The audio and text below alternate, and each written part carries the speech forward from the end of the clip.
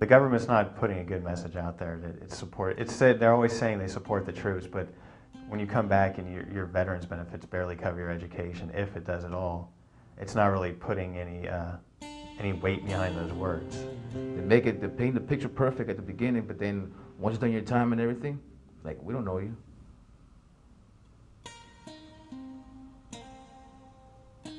While I was deployed overseas, I served as a supply specialist in a military police unit. I was instructor for the Iraqi National Guardsmen, and my third tour I was a tank commander for my platoon. I was in a Navy corpsman attached to 1st Marine Division as a rifle platoon corpsman. For my first deployment, I was in Najaf in 2004. We fought the Sadr militia in the Battle of Najaf in the Wadi As-Salam cemetery. Done 8 years in the service, and out of those 8 years, I've been part of 2 major operations, Operation Enduring Freedom and Operation Iraqi Freedom. I actually spent about 6 months in southern Iraq, moved up to Mosul for about a month and a half, and then the last 4 months were spent in the Diyala province north of Aqaba. When I enlisted, I was under the impression that my college would be paid for, that I would have nothing to worry about. I was just told you're going to pretty much get your whole school paid for. The current GI Bill is inadequate. It's not covered. It hasn't kept up with the cost of living or the cost of tuition or the cost of books. Well, what I'm given in the GI Bill every month is about $650.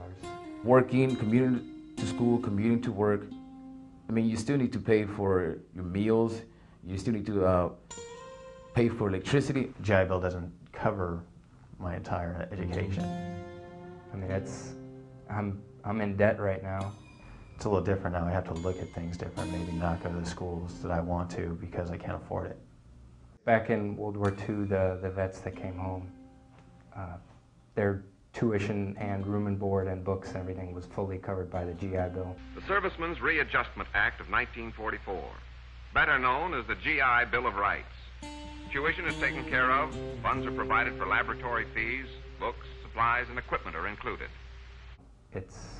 It's not the same as it was in World War II, I guess, with the benefits that we're getting today. Senator Jim Webb, decorated Marine Vietnam veteran, has a new GI Bill that covers tuition to the price of a state college. Bring the old GI Bill back and allow these young men and women, if they served on active duty, to be able to exercise those GI benefits without paying into the system that they now have to pay into. This seemed to me to be a no-brainer, a true and meaningful GI Bill benefit for those who've been serving since 9/11.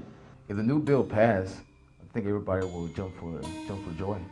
It'll provide the people like me and veterans that are coming home and soldiers and sailors, Marines and airmen that are going overseas. It gives them peace of mind.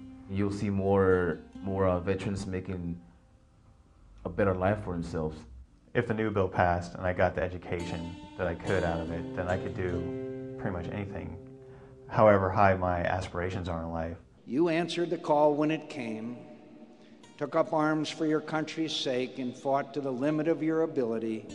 I wouldn't have the faintest idea why a member of Congress wouldn't want to support this. If I could talk to John McCain, I would try to appeal to him as a fellow veteran. He should understand how hard it is for veterans to transition back into civilian life. He should put himself on our shoes, a veteran himself, and then make the right choice.